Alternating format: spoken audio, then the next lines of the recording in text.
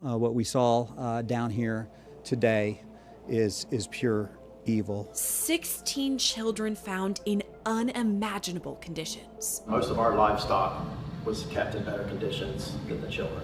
The kids forced to live in a 12 by 12 room in rural Ohio, starved, neglected, illiterate, and according to the Attorney General, some even unable to speak. It looked like almost feral animals. It was terrible. Here's everything we know so far about the Cers family House of Horrors.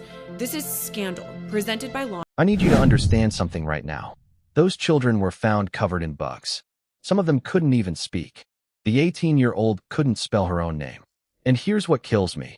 The family's defense attorney stood in front of cameras and said, and I quote, "It's not illegal for something to be dirty. It's not illegal for a home to be unkempt." There's reports of an indecent exposure charge. Medical bills so severe they could bankrupt a county, a child bride, and even conjoined twins. So what do the accused have to say for themselves? It's not illegal for something to be dirty. It's not illegal for a home to be... Let that sink in for a second. Because what he's really saying is that living among human feces, flies, and cockroaches is just a lifestyle choice. And you already know where this is heading. You already know the system is going to try to explain this away. You already know they're going to blame poverty, call it a misunderstanding, and ask for our sympathy. But I need you to stay with me here, because the more we dig into this case, the more we realize this wasn't a family that fell on hard times. This was a family that built a prison, and they kept building it for over 17 years. And the question nobody wants to answer is this: who's really on trial here? The Cers family, or the system that let them operate for 2 decades without anyone noticing? Even know they're there? That is crazy. I'm just going to say it. And okay, so I have a lot of questions about this case. And let's start with the search warrant, because you and I were talking before we were recording, but I want all of our viewers to know about this. So there's been some misconception about what led to the search warrant, why it was served. There's some reports about the indecent exposure with Gary Jr. But can you explain, do we even know why the search warrant was served in the first place? Yeah, we don't. It's really kind of wild, because the Vinton County Sheriff's Office, and they were being assisted by the Ohio Bureau of Criminal Investigation, which is not uncommon in that area because these are smaller law enforcement agencies. They got a search warrant, and they went there to investigate and look for evidence of some sort of crime. And I think because these 4 misdemeanor public indecency counts were filed against Gary Jr. on the same date the search warrant was executed, people kind of thought, oh, it's related to that. I've been told it's not part of that misdemeanor case, that this is something else. What that something else is, I wish I could tell you. I don't know, because the search warrant affidavit, that's the document they supply to the judge in order to say, look, we have probable cause. You need to give us the warrant. That's sealed. The search warrant is also sealed. I have the order sealing both of these documents. And nobody knows why they went there. But what we do know is that when they went in to serve the search warrant and to execute the search warrant, they were surprised when they found these children all kind of huddled, I guess, in a room together. So that was not something they expected to find when they went into the house. So the initial investigation, why they went to the home, that remains a mystery. And who was the target of that investigation, that also remains a mystery. Actually, wait. Let me correct something. Some reports said the search warrant was tied to Gary Jr.'s indecent exposure charges. That's not true. The warrant is sealed. Nobody knows why they were there in the first place. And that's the first red flag that should have every single one of us asking questions. So here's the truth. We're talking about Vinton County, Ohio. Population under 13,000. One of the poorest counties in the entire state. Appalachia. Today's scandal takes us to Vinton County, Ohio, a small county with a population less than 13,000. Here's Ohio prosecutor and former Deputy Attorney General Mark Weaver. This is Southern Ohio. This is Appalachia. That doesn't excuse anything. It's just explanatory. Families with that many children in Appalachia is already pretty unusual. You don't see families with 7, 8, 9, 10 or more children typically in Appalachia. And then if you do, you certainly wouldn't see them confined in such a small room or such a small house. This is one of the smallest counties in Ohio, Vinton County, one of the poorest counties in Ohio. For the past 4 years, Vinton County, Ohio has been home to the Cers, A place where people keep to themselves, where neighbors mind their own business, and where a family with 16 children apparently went completely unnoticed for 4 years. That's not an accident. That's a failure of the system, the neighbors, the schools, the churches, everyone. On June 30th, 2025, just weeks ago as I'm recording this, law enforcement executed that sealed search warrant on a rural property.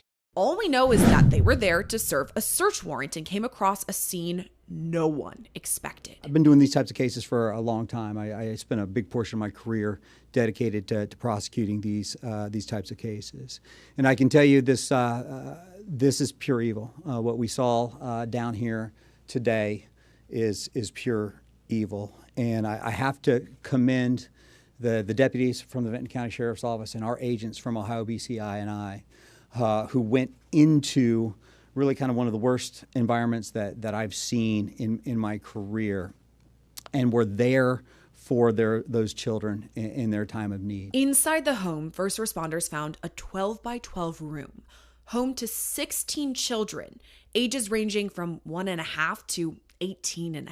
We will tell you that several of the children are in serious condition. 2 of the children had to be care flighted to level 1 trauma centers because of the nature of the injuries, and it's very, very serious, obviously. The AG actually refused to discuss the kids' emotional state and would only comment on their medical condition. I will tell you this, their medical condition was so severe that the number one concern of the folks who are law enforcement officials who were there at the scene was getting them medical treatment, getting them to safety, to the point where literally their lives were in danger. And what they found, I don't even know how to describe it without my voice breaking. A 12 by 12 room, 16 children, ages 1.5 to 18.5. Some of them were so malnourished and neglected that 2 had to be airlifted to level 1 trauma centers. It was disgusting even where the kids weren't. I would think it's typical. Most law enforcement have experience with homes in a similar fashion. A large number of people, though, the children were kept in a roughly 12 by 12 area. It seems like it's where they've spent the most of the last 4 years, and that's what it looks like. In a weird way, you're hit with most 2 emotions. There is joy when we realize that we're about to change 16 lives for the better. But you're also, it's hard. These people have been here for about 4 years, and we've talked to some people who live in the neighborhood who said, I had no idea that kids were even home. And talking about, somebody asked about, to describe the conditions, adding on to what the sheriff said. I didn't actually go into the room where the kids were. I just looked through the door. That was yesterday. I can still smell. I can't get the smell. I cannot get the smell off of me or away from me right now. We were just talking about that a little while ago. And then we were talking as a group about some of the evidence we looked at today where they actually discovered the kids and found the kids. And it's not that different than those old commercials you used to see of like kids in Africa, like just where they're covered in bugs and squatting and had that like distant look in their eyes. It's terrible. I mean, it is absolutely terrible. And again, we've got to make sure the kids are safe. We've got to make sure they're placed in good, solid therapeutic placements. And we have to hold accountable the people who are willing to do this. Their lives were literally in danger at the time of rescue. And when the sheriff spoke to the media, he didn't hold back. He said, and I quote, "Most of our livestock was kept in better conditions than the children." He said they looked like feral animals. That's not hyperbole. That's the words of a man who has seen the absolute worst humanity has to offer. Now here's the part that makes this even more disturbing. Elizabeth Cers was only 15 years old when she married Gary Jr. story. The parents here are Gary Jr. and Elizabeth, only 36 and 33 respectively. And that means Elizabeth was only 15 years old when she had her first baby. This came just months after she married Gary Jr. And you heard that right, by the way. Married. This was back in 2008. Elizabeth was 15 years old and Gary Jr. was 18. Now, it wasn't legal to get married in Ohio for someone only 15, but just across the border in West Virginia, Elizabeth was legally allowed to get married with parental approval, so she did. Elizabeth's uncle-in-law told local TV station WOWK13, quote, "She did not have a very good home life when they got together, and she escaped to Lynn, Christina, and Gary's house, which was back then a normal American home." Over the last 2 decades, the family has moved around a lot. We know that they have ties to Gallia County. There was some talk that they may have been down in Pike County. There was some talk that possibly in Jackson County. There's some talk that they were up in Wisconsin for a little bit. And it appears that they've been back here in Vinton County for about 4 years. Elizabeth's brother Jeremy has claimed that she was indoctrinated. And we'll talk about this more with Aunt Jeanette. We're not really sure what that meant. I mean, indoctrinated into what? We can take some clues from his social media posts, though. On June 30th, he wrote, quote, "My sister just wrapped her life up due to indoctrination. It is 100% real. 20 kids and younger than me. The math equals immature piece of explicit man involved. I met this dude a couple months ago. Shook my hand like a baby would. Super soft hands. Definitely never worked a day in his life. I should have took him out that night. I was thinking about it, but my sister, I was happy to see. Been 15 years. You lost touch with your family, followed another. Look what happened." On July 5th, he posted another status. It reads, quote, "This is what I think. Slap on the wrist. You cannot be charged for ignorance.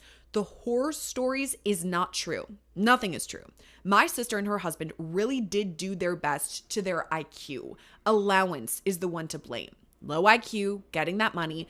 Similar. Just like me, only on plus 500 app. I be chasing that money with a bit higher IQ. Everything is misunderstood. Their hygiene, low IQ.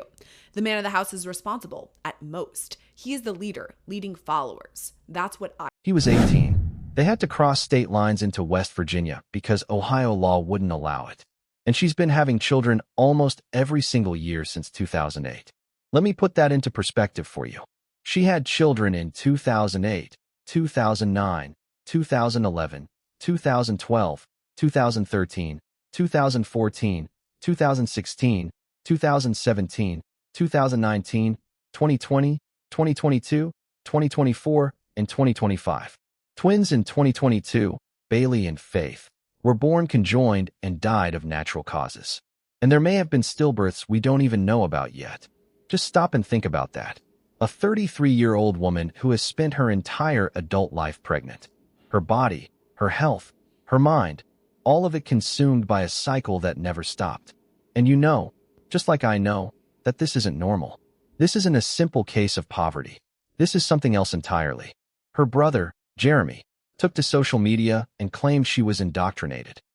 Okay, so this is the mother. She has been charged, but there's a question mark as to whether she is a victim here too, because as we've reported, you are the one who found this, 15 years old when she got married. She had to go across state lines into West Virginia to get married, which is interesting to say the least. She's pretty much had kids almost every single year since then. She's now 33 years old. And her brother has gone online and said, I believe she was indoctrinated. What can you tell us about the Elizabeth of it all? Yeah, so that's what we know is that Elizabeth, she grew up in Gallia County. That's a neighboring county to Vinton.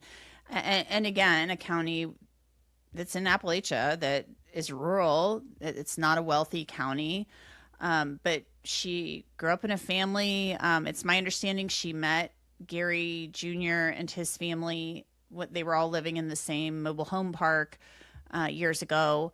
Her brother, one of her older brothers, said that Elizabeth was indoctrinated. Now, into what? We don't know what that means. I mean, indoctrination can mean a lot of things. And this is his claim on Facebook. Right. He also said he hadn't seen her in a long time until recently, but he also said that she chose to follow this family.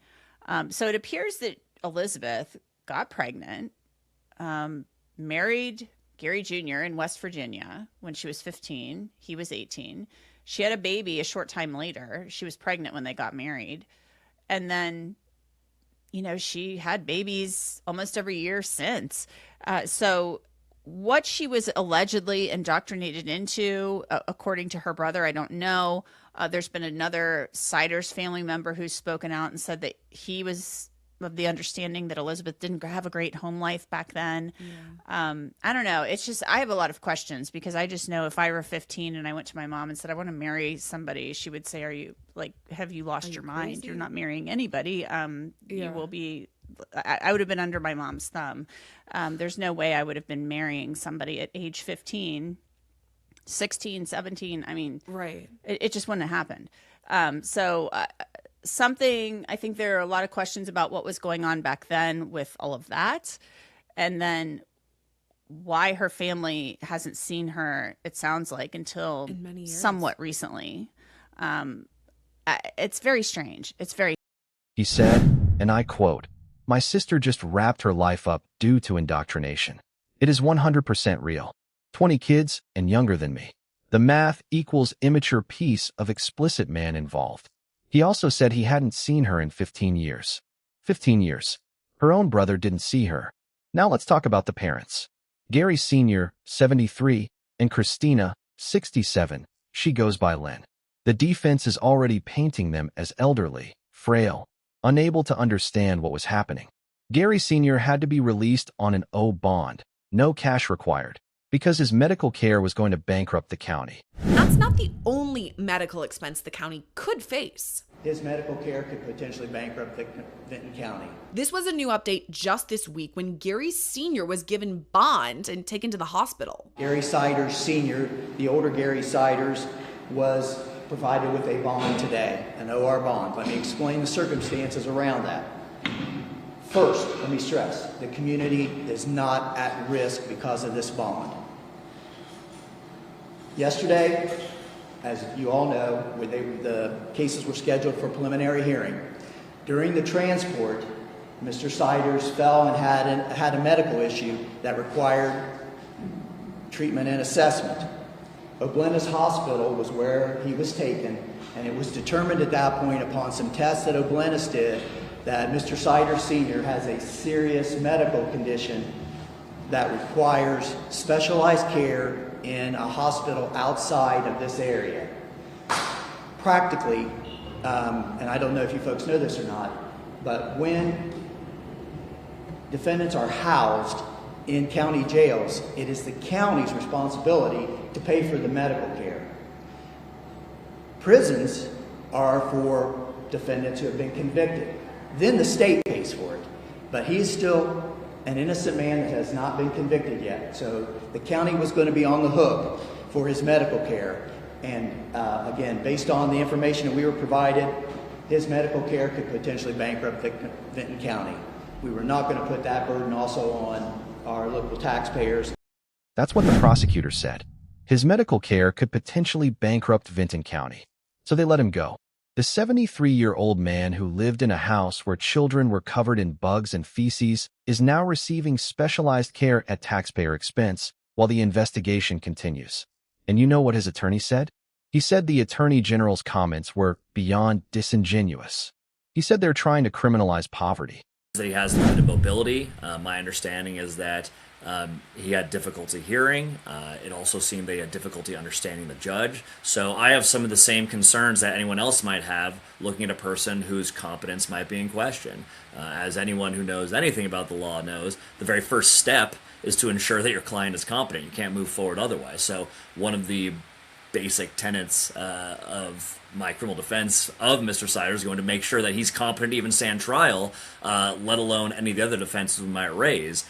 So I guess the short answer is no, I haven't been able to talk to him yet. I don't know anything other than what everyone else has seen, which is what happened at the arraignment, what took place there, et cetera, et cetera. So the defense has been hard at work getting Gary Sr. out on bond and working to determine his competency as Elizabeth's team put in a request for a bond modification. On top of all of this, all the defense attorneys involved in this case are combing through the evidence they have, which, according to Dorian Baum, is very little discovery so far. We have gotten so little from the state at this point.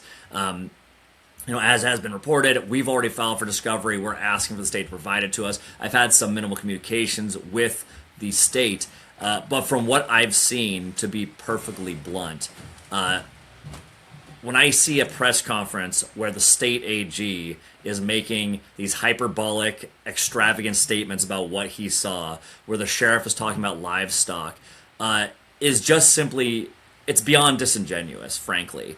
It appears to me, from what I understand, that these people are really just trying to criminalize poverty and an extremely impoverished family. As many people in the media have already noted and have already discovered, the kids who have been described as feral, been described as illiterate, it's my understanding that as the internet does what it does, it's come out that these older kids had social media pages, Facebook pages, Snapchat pages, which speaks to a couple of things. Number one, if they're so illiterate, how are they posting things online? Number two, if these are kids who are trapped in this place, how are they able to have... Typically, when you see cases where people are trapped or they're not allowed to go do things freely, they're not given internet access, they're not given social media pages. Furthermore, I have seen the inside of this house. I'm pretty sure that the state AG did not see the inside of this house, because when he was making these descriptive statements about what he saw or what he smelled, I'm going to go ahead and guess that he was getting that secondhand from a number of people. And I think for him to come out and, again, make these hyperbolic statements without himself being really a part of it was just frankly inappropriate. Gary Sr.'s attorney has... He also claims some of those kids had social media accounts, Facebook, Snapchat, which apparently proves they weren't that isolated. Now here's the thing, though. Let's sit with that claim for just a moment. Even if those older kids had access to phones, does that erase the 12 by 12 room? Does that erase the smell that the Attorney General said he couldn't get off of him? Does that erase the fact that multiple children were unable to speak and the 18-year-old couldn't spell her own name? Oldest person at age 18 being considered a child. Here's what officials have to say about that. The young person's mental capacity, she is, we believe, developmentally disabled. Couldn't even spell her name at 18, and so she is developmentally still a minor. And that leads to the condition of all 16 kids. Some of these children couldn't even speak. Yeah, so, I mean, we're talking, this is very, it was terrible. I mean, it looked like almost feral animals. It was terrible. So when we're talking reading and writing and education, we're talking a whole nother level of expectations here. Like, it's hard enough just to get these kids to be able to the 18-year-old can't spell her name. According to officials, there's no sign. That's not poverty. That's systematic deprivation. That's a family that made a choice to keep their children hidden, uneducated, and sick. And the defense wants to pretend it was just a messy house. I need you to see through that. I need you to see this for what it is, an attempt to normalize the unthinkable. This wasn't an accident. Not an accident at all. Asterisk, asterisk. And this is the part nobody talks about. But I'm going to talk about it, because I need you to understand the scope of what we're dealing with here. The family didn't just keep the children locked away. They deliberately kept them out of school. They deliberately avoided any contact with the outside world. The neighbors had no idea children lived there. For years in that community, and nobody saw 16 kids. Not one neighbor. Not one passerby. The only bike outside the house was just sitting there. Never ridden. Never used. Just a decoration for a prison. So let me ask you something, and I'm asking you directly. How does a family hide 16 children in rural America in 2025? How does the system, the schools, the hospitals, the social services, the churches, the community, how does every single piece of that system fail to notice? Is that incompetence, or is it willful blindness? And here's the follow-up. If these children were poor and rural and invisible, what does that say about our priorities as a society? Because you and I both know the answer. We know that these children weren't seen because nobody was looking. Nobody was looking for them. They were poor. They were off the grid. They were in Appalachia. And that's the real crime that nobody wants to address. Now here's the part where you and I both know, we knew it from the start, the system is going to give these people the bare minimum. The judge set bond at $300,000 each. Control. All 4 adults appeared in court for the first time on July 2nd. The first 2 in court were Gary Sr. and Gary Jr. side by side. How do you plead?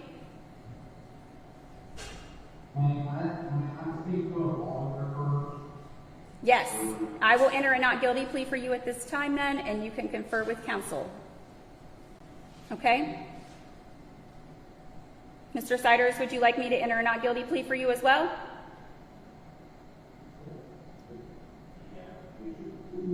Until you have the chance to speak with an attorney? I will do that. They were both very quiet, hardly speaking, even when bond was discussed. Your Honor, may please support at this time the state will be requesting a $300,000 cash or surety bond for each defendant under the court standard terms and conditions, including special conditions that they have no contact with each other as co-defendants and they have no contact with the victims. And if they are able somehow to post bond, that GPS monitoring at their expense. Do you have anything to say as to any of that?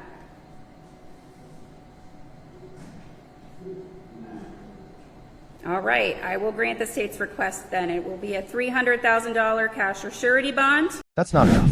That's an afterthought. And Gary Sr.? He got out on a no bond. He's already free.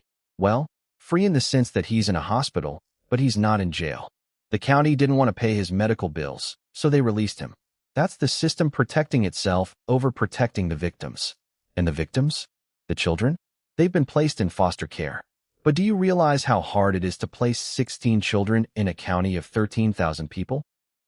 Coming. To start, the children were taken to medical facilities for care and later placed in temporary custody of the Ohio Department of Job and Family Services. But finding a safe place for them could be kind of tough. Because as you can imagine, placing 16 kids in a county of this size taxes the resources. I have assurances from the governor and from the Department of Children and Youth, the governor's staff, that they will provide whatever we need, whatever resources we need to support these kids and help protect these kids.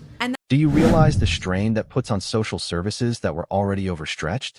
The governor had to step in. The attorney general had to step in. And still, the defense attorneys are fighting every step of the way. One of the defense attorneys, Dorian Ball, is representing Gary Sr. He told reporters that the attorney general didn't even go inside the house. He said, "I'm pretty sure the state AG did not see the inside of this house, because when he was making these descriptive statements about what he saw or what he smelled, I'm going to go ahead and guess that he was getting that secondhand." So the defense is already setting up the argument that the state exaggerated, that the conditions weren't that bad, that it's all just poverty and poverty isn't a crime. And look, I've read the reports. I've seen the statements from law enforcement. They said, and I quote, "It was disgusting even where the kids were. Some of these children couldn't even speak. The 18-year-old can't spell me. Not can't spell her name, but can't spell me. The word me. The simplest word in the English language. She couldn't spell me. But what about you? What do you think? Do you believe Elizabeth is a victim or a co-conspirator? And if she was indoctrinated, do you think the system will actually recognize that? Or will it just treat her like the rest of them? Drop your thoughts in the comments. Because here at the Hidden Case File, we don't just tell the story, we make you part of the conversation. And we're going to keep following this until every single detail is exposed. Which I find interesting. I will be very interested given the fact that, during one of the press conferences, somebody asked Prosecutor Archer, the Vinton County prosecutor, something like, her attorney's saying you're investigating whether Elizabeth is a victim. And he kind of had a really interesting response to that. He said, well, her attorney says she's not a victim. But what her attorney has said is that he's still investigating whether she was a victim. So that made me wonder if the prosecuting attorney is kind of tipping us off a little bit, saying, like, look, this lady's not a victim. We don't know that for sure. But I'm wondering if the prosecutor is going to file a response to that motion saying, no, we oppose this motion. That's my That's what I'm wondering. So we're going to have to see if there's a hearing about Elizabeth being released on bail, whether that will be argued against strenuously by the prosecutor. Also, Gary Jr. has those 4 public indecency counts. He was supposed to be in court for that this past week. That court date has been moved. His attorney couldn't attend. So we'll be looking to that. And then the grand jury, they're going to have to impanel a grand jury to hear this case. And then once the grand jury hears the case, there could be even more charges stemming from that initial investigation that brought them to the home in the first place.